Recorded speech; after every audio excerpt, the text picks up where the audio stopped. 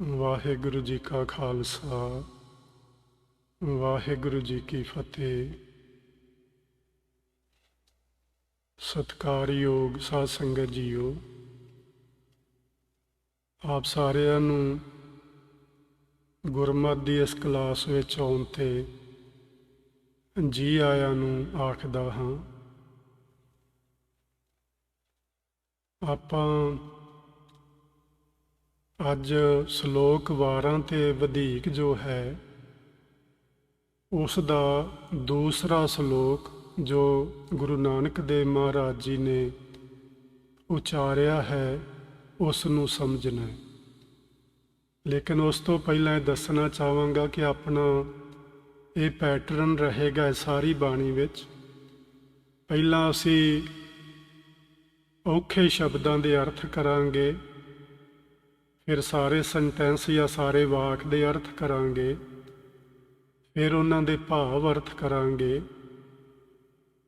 ਅਤੇ ਉਸ ਤੋਂ ਬਾਅਦ ਜੇ ਵਿੱਚ ਕਿਤੇ ਸ਼ੁੱਧ ਪਾਠ ਨੂੰ ਸਮਝਣ ਦੀ ਜ਼ਰੂਰਤ ਪਵੇ ਤੇ ਆਪਾਂ ਉਸ ਨੂੰ ਜਿਹੜੀ ਕਿਤਾਬ ਆਪਾਂ ਪਿਛਲੇ ਹਫ਼ਤੇ ਪਿਛਲੀ ਕਲਾਸ ਵਿੱਚ ਲਈ ਸੀ, ਪਾਠ ਭੇਦਾਂ ਦੀ ਸੂਚੀ, ਉਹਦੇ ਅਨੁਸਾਰ ਸਮਝਾਂਗੇ।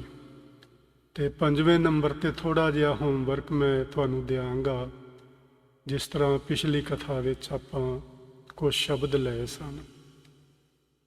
ਸੋ ਪਿਛਲੀ ਕਥਾ ਜੋ ਆਪਾਂ ਕਲਾਸ ਦੇ ਰੂਪ ਵਿੱਚ ਕੀਤੀ ਸੀ, ਉਹਦੇ ਵਿੱਚ ਗੁਰੂ ਨਾਨਕ ਦੇਵ ਮਹਾਰਾਜ ਜੀ ਦਾ ਇਹ ਪਹਿਲਾ ਸ਼ਬਦ, ਪਹਿਲਾ ਸ਼ਲੋਕ ਜੋ ਸ਼ਲੋਕ 12 ਤੇ ਵਧੇਕ ਵਿੱਚ ਹੈ, ਇਸ ਨੂੰ ਆਪਾਂ ਸਮਝਿਆ ਸੀ।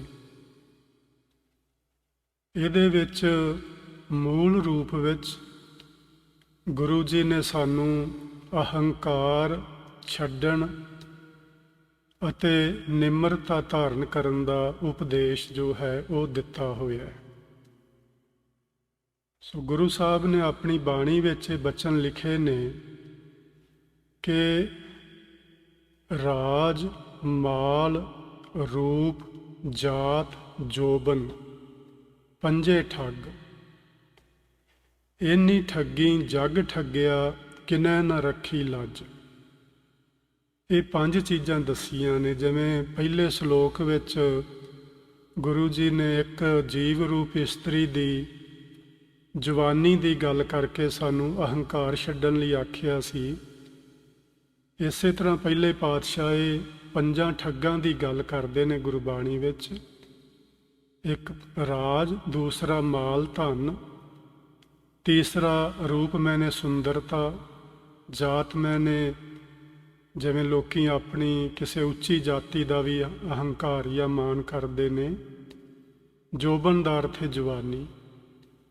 ਸੋ ਇਹ 5 ਠੱਗ ਹਨ ਜਿਹੜੇ ਮਨੁੱਖ ਨੂੰ ਜਾਂ ਜੀਵ ਨੂੰ ਠੱਗ ਲੈਂਦੇ ਨੇ।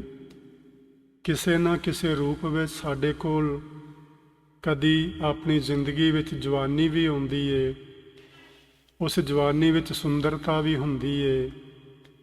ਭਾਵੇਂ ਰਾਜ ਸਾਰਿਆਂ ਕੋਲ ਨਹੀਂ ਆਉਂਦਾ, ਫਿਰ ਵੀ ਸਾਡੇ ਕੋਲ ਕਦੀ ਧਨ ਮਾਲ ਆਉਂਦਾ, ਅਮੀਰੀ ਆ ਜਾਂਦੀ ਏ। ਸੋ ਇਹ ਚੀਜ਼ਾਂ ਜਿਹੜੀਆਂ ਨੇ ਸਾਨੂੰ ਸਾਡੇ ਸਹੀ ਮਾਰਗ ਤੋਂ ਥੜਕਾ ਦਿੰਦੀਆਂ ਨੇ, ਭਾਵ ਸਾਨੂੰ ਨਿਮਰਤਾ ਵਿੱਚ ਨਹੀਂ ਰਹਿਣ ਦਿੰਦੀਆਂ।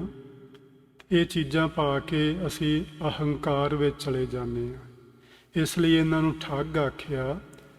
ਇੰਨੀ ਠੱਗੀ ਜਗ ਠੱਗਿਆ, ਇਹਨਾਂ ਠੱਗਾਂ ਨੇ ਸਮੁੱਚੇ ਸੰਸਾਰ ਨੂੰ ਠੱਗ ਲਿਆ ਹੋਇਆ ਹੈ।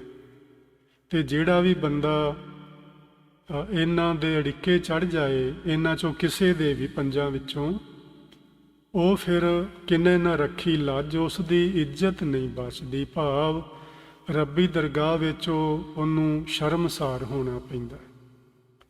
ਸੋ ਗੁਰੂ ਸਾਹਿਬ ਨੇ ਪਹਿਲੇ ਸ਼ਲੋਕ ਵਿੱਚ ਸਾਨੂੰ ਇਹ ਗੱਲ ਸਮਝਾਈ ਸੀ ਕਿ ਤੁਸੀਂ ਭਾਈ ਹੰਕਾਰ ਦਾ ਤਿਆਗ ਕਰੋ, ਇਸ ਨੂੰ ਛੱਡੋ ਅਤੇ ਨਿਮਰਤਾ ਧਾਰਨ ਕਰੋ। ਹੰਕਾਰ ਨਾ ਜਵਾਨੀ ਦਾ ਕਰਨਾ, ਨਾ ਆਪਣੀ ਸੁੰਦਰਤਾ ਦਾ ਕਰਨਾ, ਨਾ ਆਪਣੇ ਧਨ ਮਾਲ ਦਾ ਕਰਨਾ, ਨਾ ਆਪਣੀ ਉੱਚੀ ਜਾਤ ਦਾ ਕਰਨਾ, ਅਤੇ ਨਾ ਹੀ ਜੇ ਪਰਮੇਸ਼ਵਰ ਕਰੇ ਕਿਸੇ ਨੂੰ ਰਾਜ ਭਾਗ ਦੇਵੇ ਤੇ ਉਹਦਾ ਵੀ ਅਹੰਕਾਰ ਨਹੀਂ ਕਰਨਾ। ਸੋ ਇਹ ਬਚਨ ਪਹਿਲੇ ਸ਼ਲੋਕ ਵਿੱਚ ਗੁਰੂ ਜੀ ਨੇ ਸਾਨੂੰ ਸਮਝਾਏ ਸਨ। ਅੱਜ ਦਾ ਇਹ ਦੂਸਰਾ ਸ਼ਲੋਕ ਹੈ, ਜਿਹਦੀਆਂ ਪਹਿਲੀਆਂ 2 ਲਾਈਨਾਂ ਤੁਹਾਡੇ ਸਾਹਮਣੇ ਨੇ, ਤੇ ਇਹ ਗੁਰੂ ਗ੍ਰੰਥ ਸਾਹਿਬ ਜੀ ਦੇ ਪਾਵਨ ਪੰਨਾ ਨੰਬਰ 1410 ਤੇ ਅੰਕਿਤ ਹੈ। ਇਸ ਦੇ ਪਹਿਲਾਂ ਆਪਾਂ ਜਿਹੜੇ ਅੱਖਰੀ ਅਰਥ ਨੇ ਉਹ ਵੇਖ ਲੈਂਦੇ ਹਾਂ। ਮੁੰਧੇ ਸ਼ਬਦ ਤੁਹਾਨੂੰ ਯਾਦ ਹੋ ਗਿਆ ਸਾਰਿਆਂ ਨੂੰ।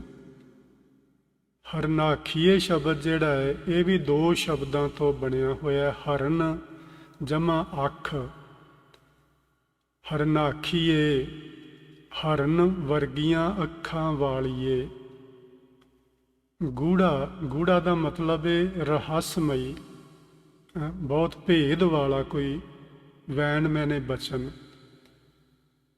ਬਹੁਤ ਭੇਦ ਵਾਲਾ, ਬਹੁਤ ਗਹਿਰਾਈ ਵਾਲਾ, ਬੜਾ ਰਹੱਸਵਾਦੀ ਸ਼ਬਦ ਉਹ ਤੂੰ ਸੁਣ। ਸੋ ਇਹ ਜਿਹੜਾ ਬਚਨ ਨੇ ਇਹ ਉਚਾਰਿਆ ਤਾਂ ਪਤਾ ਨਹੀਂ ਗੁਰੂ ਮਹਾਰਾਜ ਜੀ ਨੇ ਕਿੱਥੇ ਹੋਵੇ, ਪਰ ਭਾਈ ਵੀਰ ਸਿੰਘ ਨੇ ਇੱਕ ਬਚਨ ਲਿਖਿਆ ਆਪਣੇ ਗੁਰੂ ਨਾਨਕ ਸਾਹਿਬ ਦਾ ਇਤਿਹਾਸ ਲਿਖਦਿਆਂ। ਉਹ ਕਹਿੰਦੇ ਨੇ ਕਿ ਗੁਰੂ ਨਾਨਕ ਦੇਵ ਮਹਾਰਾਜ ਜਦੋਂ ਢਾਕੇ ਗਏ ਸਨ ਆਸਾਮ ਵਿੱਚ, ਉੱਥੇ ਉਹ ਇੱਕ ਨੂਰ ਸ਼ਾਹ ਜਾਦੂਗਰਨੀ ਨੂੰ ਮਿਲੇ ਸਨ, ਤੇ ਨੂਰ ਸ਼ਾਹ ਦੇ ਭਲੇ ਲਈ ਹੀ ਉੱਥੇ ਗਏ ਸਨ, ਉਹਦੇ ਨਿਸਤਾਰੇ ਲਈ ਉੱਥੇ ਗਏ ਸਨ।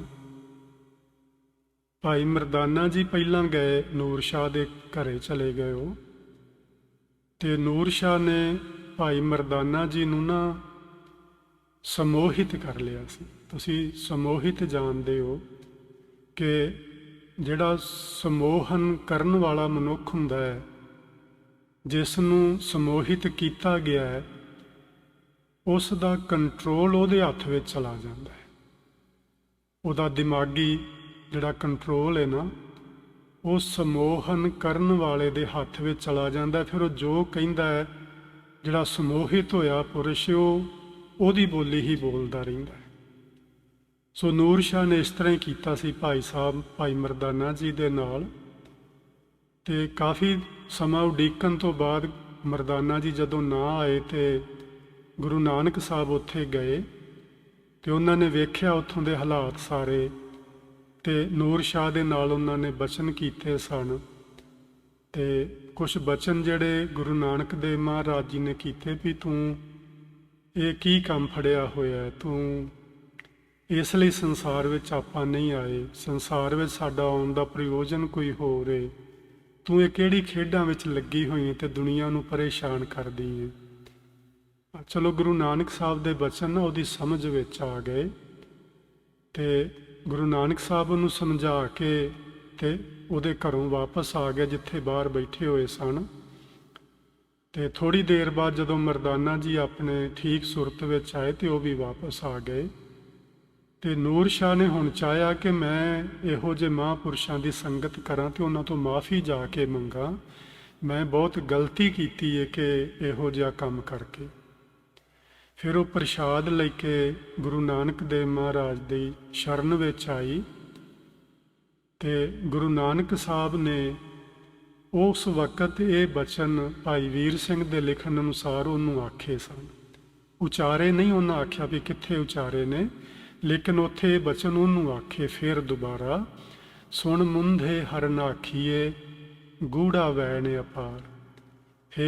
ਯਾਨੀ ਉਹ ਕਹਿੰਦੇ ਨੇ ਜੀ ਕਿ ਉਹ ਬੜੀ ਸੁੰਦਰ ਇਸਤਰੀ ਸੀ, ਉਹ ਨੂਰ ਸ਼ਾਹ ਜਾਦੂਗਰਨੀ, ਤੇ ਬਹੁਤ ਜਵਾਨ ਸੀ ਉਹ, ਤੇ ਬਹੁਤ ਸਾਰੇ ਲੋਕ ਤੇ ਉਹਦੀ ਇਹ ਸੁੰਦਰਤਾ, ਉਹਦੀ ਜਵਾਨੀ ਨੂੰ ਵੇਖ ਕੇ ਉਹਦੇ ਚੇਲੇ ਬਾਲ ਕੇ ਬਣੇ ਹੋਏ ਸੀ।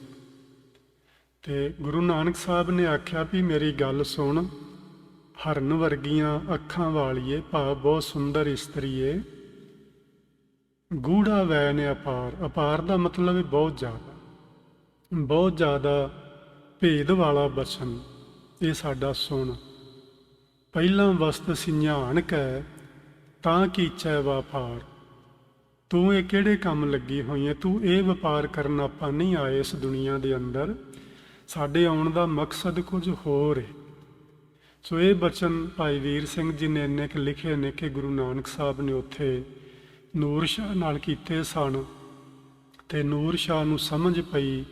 ਫਿਰ ਉਹਨੇ ਆਪਣਾ ਉਹ ਜਾਦੂਗਰੀ ਦਾ ਧੰਦਾ ਛੱਡ ਦਿੱਤਾ, ਆਪਣਾ ਜੋ ਧਨ ਮਾਲ ਇਕੱਠਾ ਕੀਤਾ ਸੀ ਉਹ ਵੀ ਉਹਨੇ ਲੁਟਾ ਦਿੱਤਾ, ਤੇ ਗੁਰੂ ਨਾਨਕ ਮਹਾਰਾਜ ਜੀ ਤੋਂ ਸਿੱਖਿਆ ਲੈ ਕੇ ਫਿਰ ਉਹਨੇ ਉੱਥੇ ਧਰਮਸ਼ਾਲਾ ਬਣਵਾਈ, ਤੇ ਉੱਥੇ ਉਹ ਗੁਰਮਤਿ ਦਾ ਪ੍ਰਚਾਰ ਕਰਦੀ ਰਹੀ ਫਿਰ ਬਾਅਦ ਵਿੱਚ।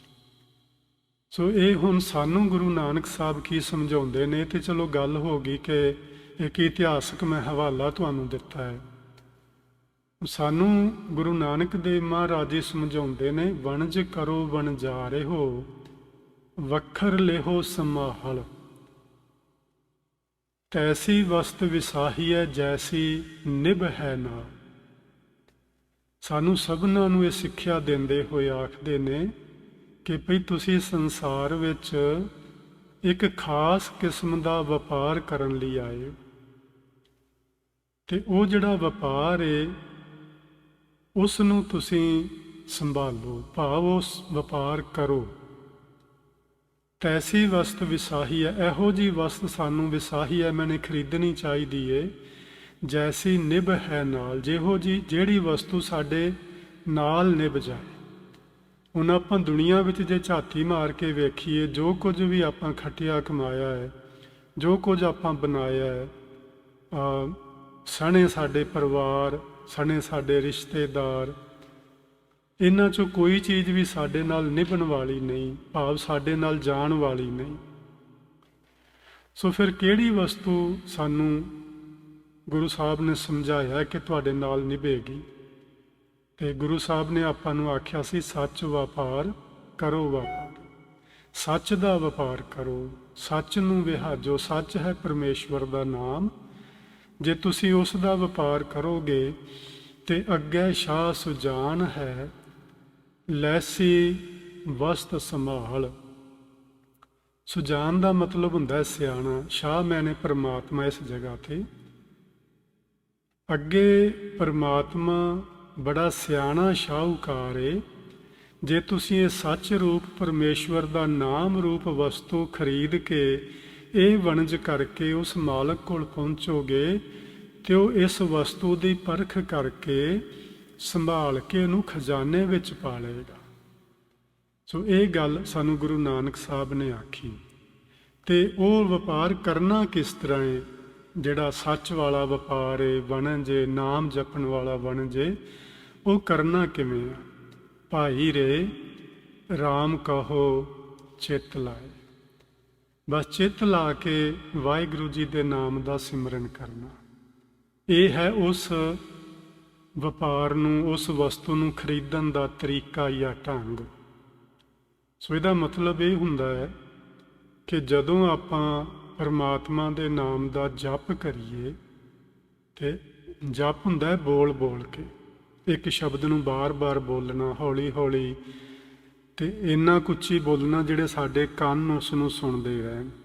ਰਾਮ ਕਹੋ ਚਿੱਤ ਲਾਏ। ਆਪਣੇ ਚਿੱਤ ਨੂੰ, ਆਪਣੀ ਤਵੱਜੋ ਨੂੰ ਆਪਣੇ ਕੰਨਾਂ 'ਤੇ ਰੱਖਣਾ, ਕਿ ਜਿਹੜਾ ਸ਼ਬਦ ਤੁਸੀਂ ਖੁਦ ਆਪ ਹੀ ਬੋਲ ਰਹੇ ਹੋ, ਉਹ ਸ਼ਬਦ ਨੂੰ ਤੁਹਾਡੇ ਕੰਨ ਸੁਣਦੇ ਰਹੇ। ਕਿਤੇ ਇਹ ਨਾ ਹੋਵੇ ਕਿ ਤੁਸੀਂ ਮੂੰਹ ਤੋਂ ਬੋਲਦੇ ਰਹੋ ਤੇ ਧਿਆਨ ਕਿਤੇ ਹੋਰ ਥਾਂ 'ਤੇ ਲੱਗਾ ਹੋਵੇ। ਰਾਮ ਕਹੋ ਚਿੱਤ ਲਾਏ ਦਾ ਮਤਲਬ ਇਹ ਆ ਕਿ ਪਰਮੇਸ਼ਵਰ ਨੂੰ ਜਪੋ, ਉਹ ਰਾਮ ਨਾਮ ਨੂੰ ਆਖੋ, ਬੋਲੋ, ਪਰ ਚਿੱਤ ਲਾ ਕੇ ਉਸ ਨੂੰ ਸੁਣੋ ਕਿ ਤੁਸੀਂ ਕੀ ਬੋਲ ਰਹੇ ਹੋ, ਤੇ ਬਾਰ-ਬਾਰ ਬੋਲੋ, ਤੇ ਉਹਦੇ ਵਿੱਚ ਧਿਆਨ ਰੱਖ ਕੇ ਬੋਲੋ। ਹਰ ਜਸ ਵੱਖਰ ਲੈ ਚੱਲੋ। ਇਸ ਸੌਦੇ ਨੂੰ ਲੈ ਕੇ ਤੁਸੀਂ ਇਸ ਸੰਸਾਰ ਵਿੱਚੋਂ ਜਾਣਾ। ਇਹ ਹੈ ਪਹਿਲਾਂ ਵਸਤ ਸਿਆਣ ਕੈ ਤਾਂ ਕੀਚੈ ਵਪਾਰ। ਹੁਣ ਅਸੀਂ ਇਹਨਾਂ ਦੋ ਪੰਕਤੀਆਂ ਦੇ ਭਾਵ ਅਰਥ ਕੀ ਹੋ ਗਏ ਕਿ ਅਸੀਂ ਇਸ ਦੁਨੀਆ ਵਿੱਚ ਆਏ ਹਾਂ ਤੇ ਵਣਜ ਅਸੀਂ ਸਾਰੇ ਹੀ ਕਰ ਰਹੇ ਹਾਂ। ਕੋਈ ਨੌਕਰੀ ਕਰ ਰਿਹਾ ਹੈ, ਕੋਈ ਬਿਜ਼ਨਸ ਕਰ ਰਿਹਾ ਹੈ, ਕੋਈ ਖੇਤੀ ਕਰਦਾ ਹੈ, ਕੋਈ ਦੁਕਾਨ ਕਰਦਾ ਹੈ। ਪਰ ਗੁਰੂ ਜੀ ਆਖਦੇ ਨੇ ਕਿ ਵਸਤੂ ਨੂੰ ਪਹਿਲਾਂ ਪਹਿਚਾਣੋ, ਜਿਹੜੀ ਤੁਹਾਡੇ ਨਾਲ ਨਿਭਣ ਵਾਲੀ ਏ, ਉਹਦਾ ਵਪਾਰ ਕਰੋ। ਇਹ ਹੈ ਰਹੱਸਮਈ ਬੜਾ ਹੀ ਭੇਦ ਵਾਲਾ ਸ਼ਬਦ ਬਚਨ ਯਾਨੀ ਗੁਰੂ ਨਾਨਕ ਸਾਹਿਬ ਦਾ।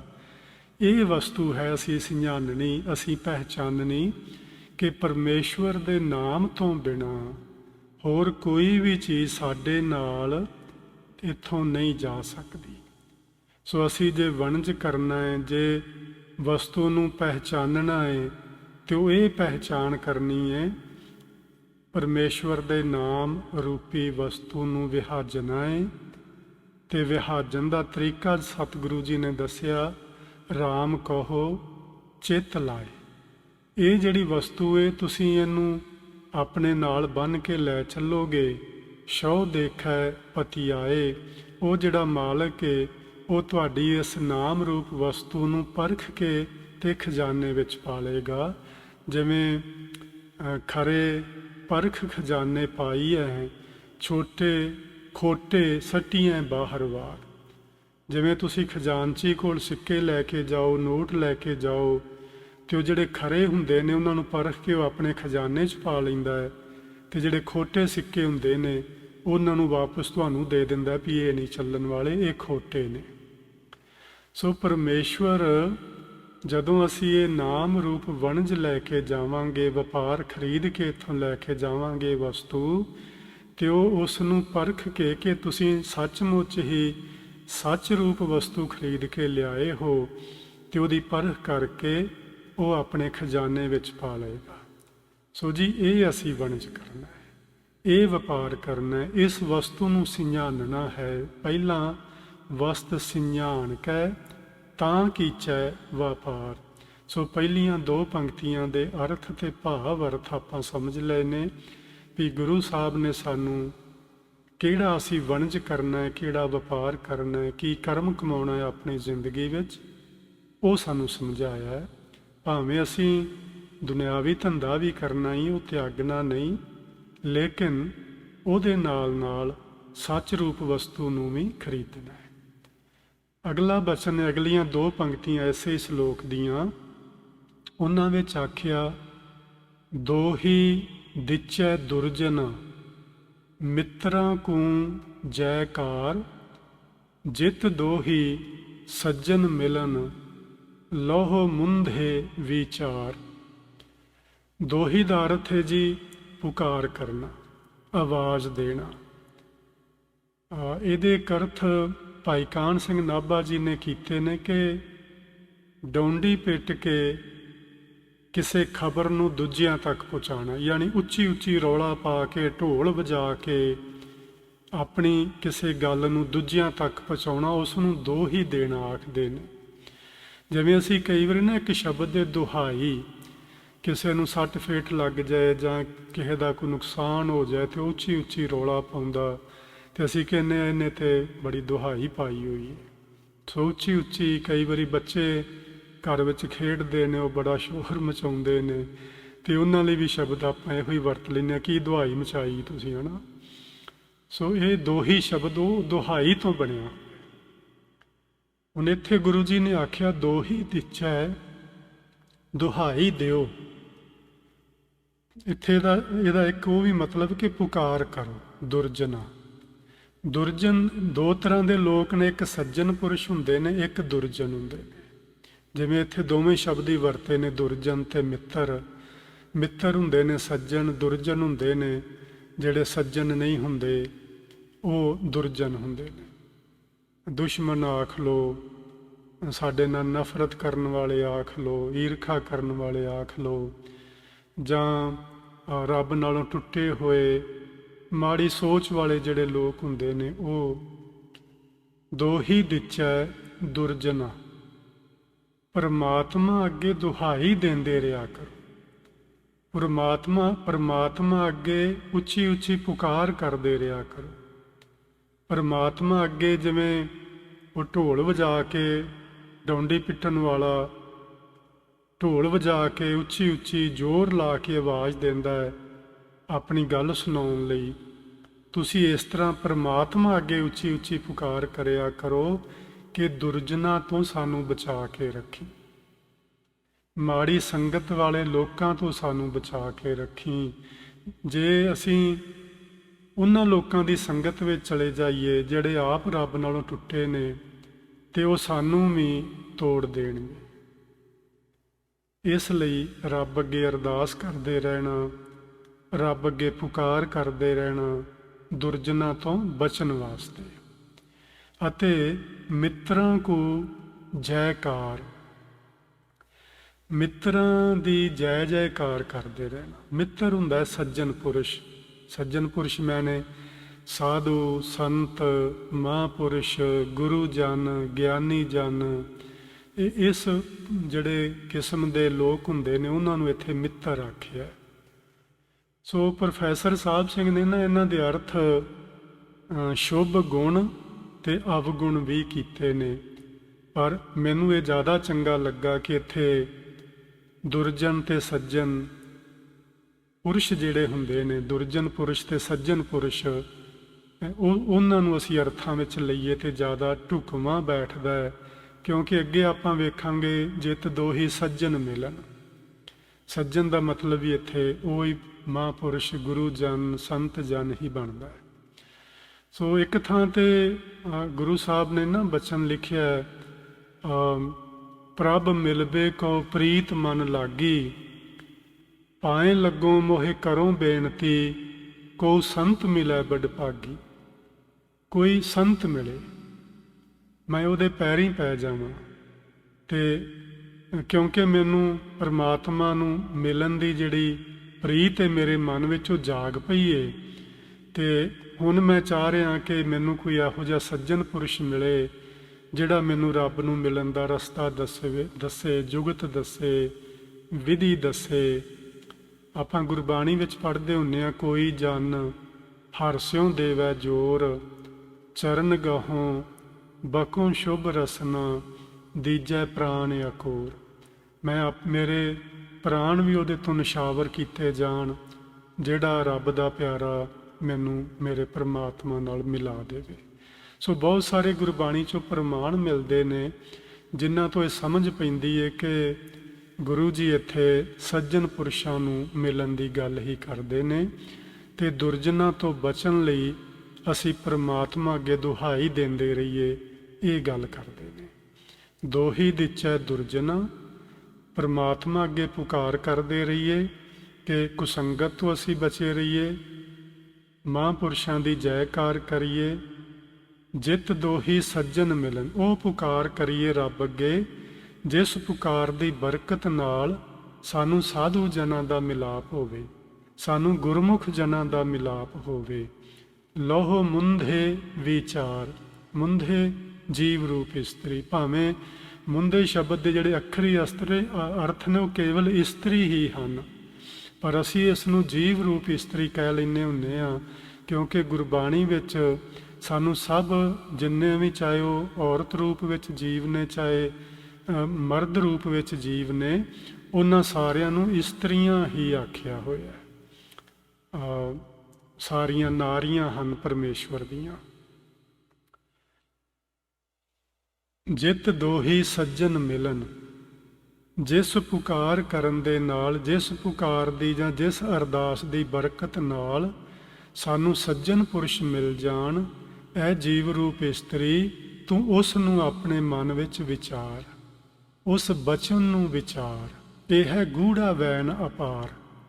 ਵੀ ਇਹ ਬੜਾ ਭੇਦ ਭਰਿਆ ਇੱਕ ਰਹੱਸਮਈ ਸ਼ਬਦ ਹੈ, ਬਚਨ ਹੈ ਗੁਰੂ ਨਾਨਕ ਸਾਹਿਬ ਦਾ, ਕਿ ਬਈ ਪਹਿਲਾਂ ਤੇ ਜਦੋਂ ਵਪਾਰ ਕਰਨਾ ਹੈ ਤੇ ਪਹਿਲਾਂ ਵਸਤੂ ਨੂੰ ਸਿਆਣੋ ਕਿ ਕਿਹੜੀ ਵਸਤ ਮੇਰੇ ਕੰਮ ਵਿੱਚ ਆਉਣ ਵਾਲੀ ਹੈ ਤੇ ਕਿਹੜੀ ਮੇਰੇ ਨੁਕਸਾਨ ਵਿੱਚ ਜਾਏਗੀ। ਪਹਿਲੀ ਗੱਲ ਇਹ ਸਮਝੋ, ਤੇ ਦੂਸਰਾ ਇਹ ਬਚਨ ਵਿਚਾਰ ਲਓ ਆਪਣੇ ਮਨ ਵਿੱਚ ਕਿ ਮਨ ਹੀ ਮਨ ਪਰਮੇਸ਼ਵਰ ਅੱਗੇ ਪੁਕਾਰ ਕਰਦੇ ਰਹੋ ਕਿ ਹੇ ਅਕਾਲ ਪੁਰਖ ਵਾਹਿਗੁਰੂ, ਮੈਨੂੰ ਕੁਸੰਗਤ ਤੋਂ ਬਚਾ ਕੇ ਰੱਖੀ।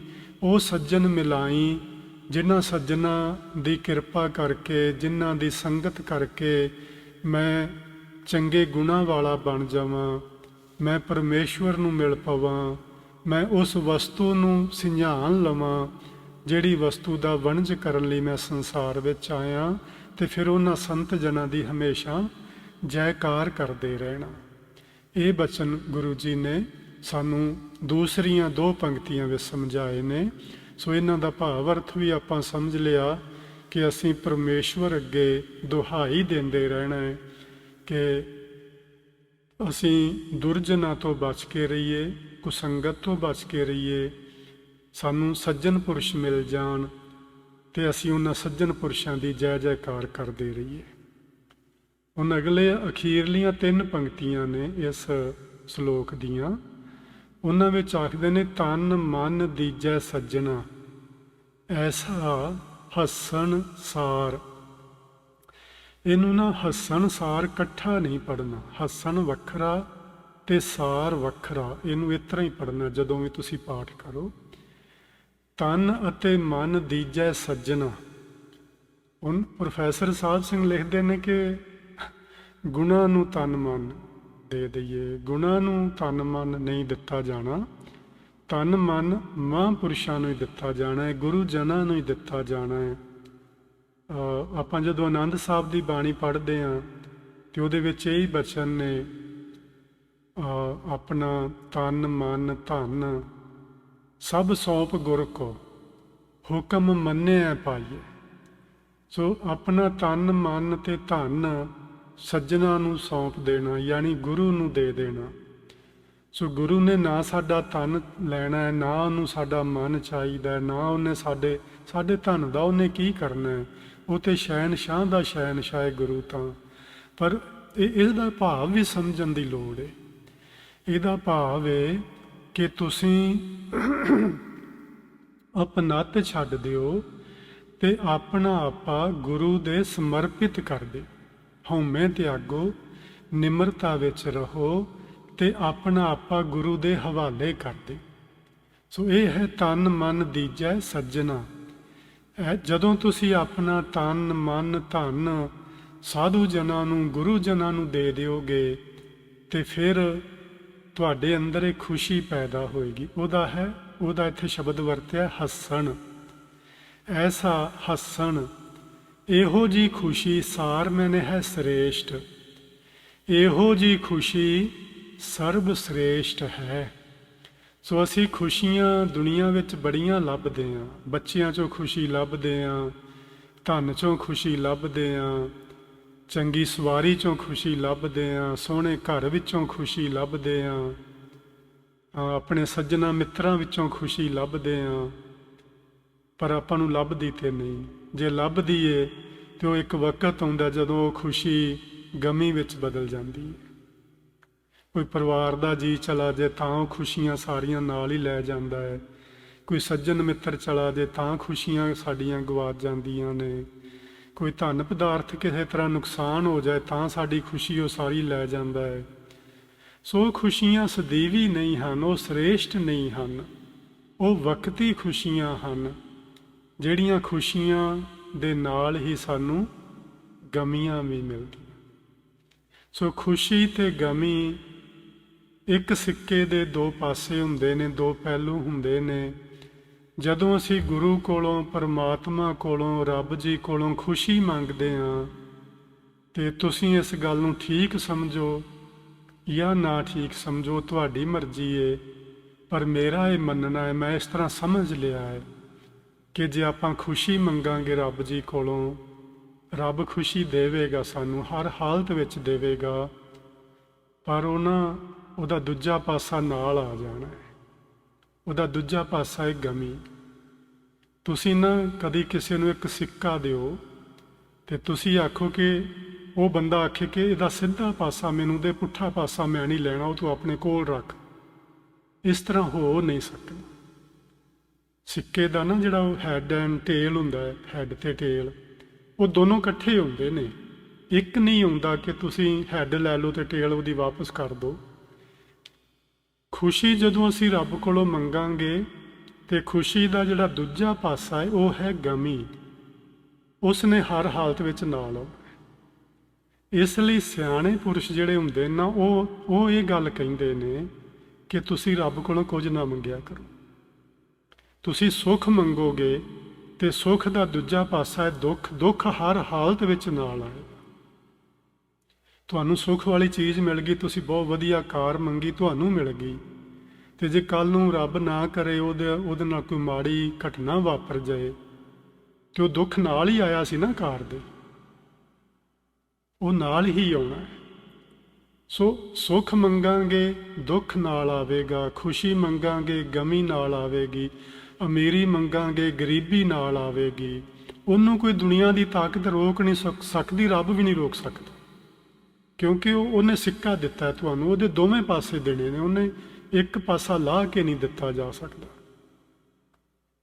ਸੋ ਇੱਥੇ ਗੁਰੂ ਜੀ ਨੇ ਆਖਿਆ ਐਸਾ ਹੱਸਣ ਸਾਰ, ਇਹੋ ਜੀ ਖੁਸ਼ੀ ਸਰਬ ਸ੍ਰੇਸ਼ਟ ਖੁਸ਼ੀ ਏ ਕਿ ਤੁਸੀਂ ਆਪਣਾ ਤਨ ਤੇ ਮਨ ਉਹਨਾਂ ਸੱਜਣਾ ਨੂੰ ਦੇ ਦਿਓ, ਭਾਵ ਆਪਣਾ ਆਪਾ ਉਹਨਾਂ ਸੱਜਣਾ ਨੂੰ ਸਮਰਪਿਤ ਕਰ ਦਿਓ।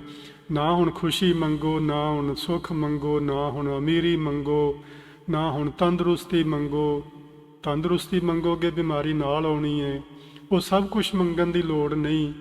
ਤੇ ਮੰਗੋ ਕਿ ਮੈਂ ਉਹ ਧਨ ਇਕੱਠਾ ਕਰ ਲਵਾਂ ਜਿਸ ਨੂੰ ਗੁਰੂ ਜੀ ਨੇ ਗੂੜਾ ਵੈਣ ਅਪਾਰ ਆਖਿਆ, ਜਿਸ ਨੂੰ ਆਖਿਆ ਪਹਿਲਾਂ ਵਸਤ ਸਿੰਝਾਣ ਕੈ ਤਾਂ ਕੀਚੈ ਵਪਾਰ।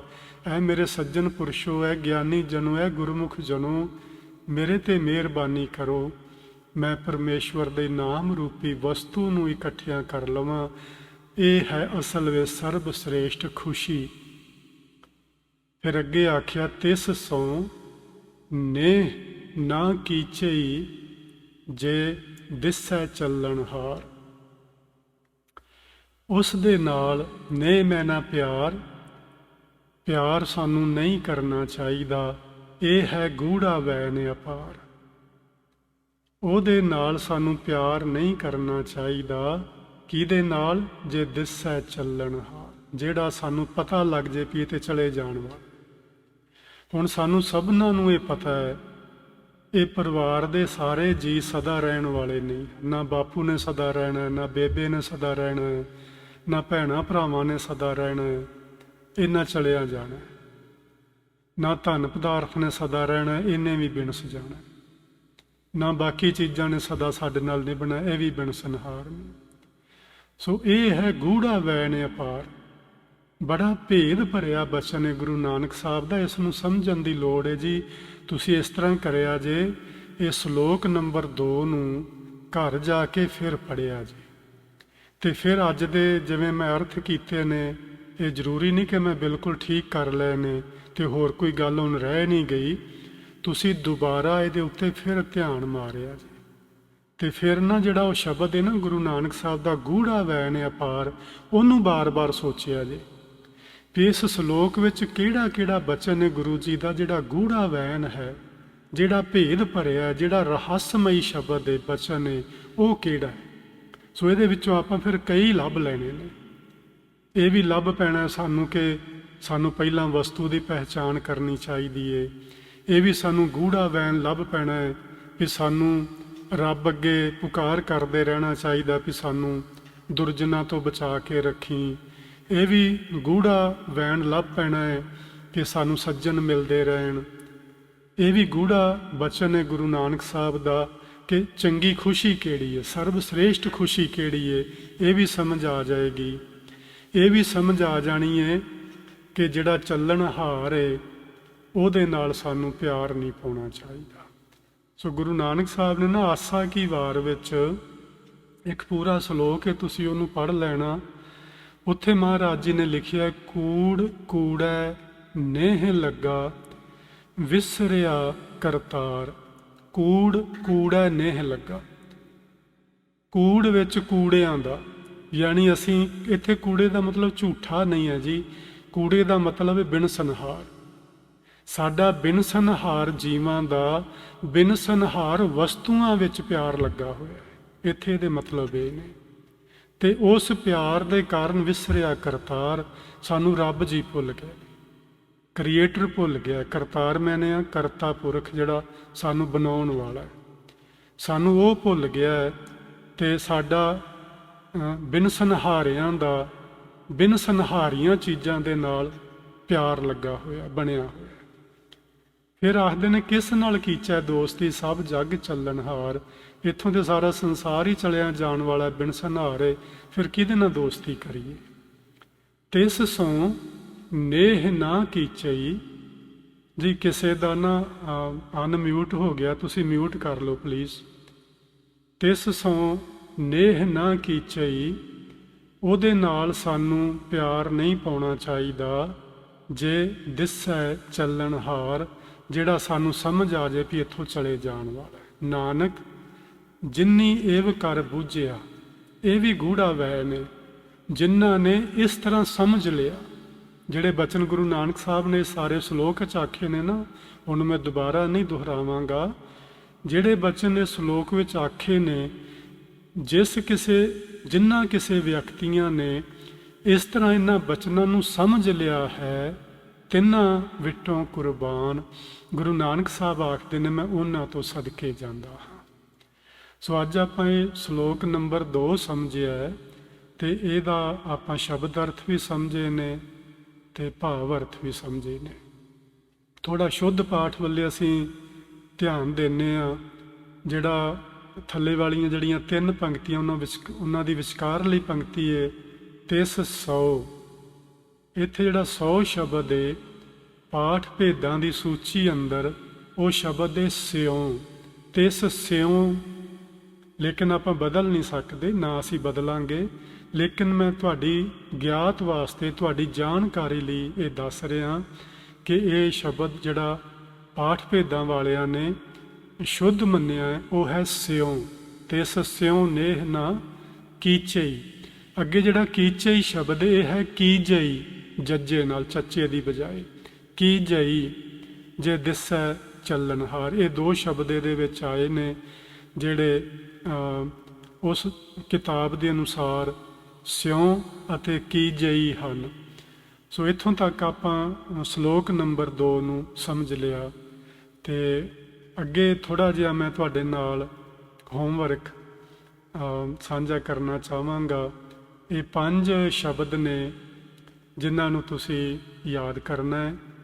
ਹਰਨਾਖੀਏ ਦੋ ਸ਼ਬਦਾਂ ਤੋਂ ਬਣਿਆ ਹੋਇਆ ਇੱਕ ਸ਼ਬਦ ਹੈ ਹਰਨ ਜਮਾ ਅੱਖੀ, ਹਰਨ ਵਰਗੀਆਂ ਅੱਖਾਂ ਵਾਲੀ।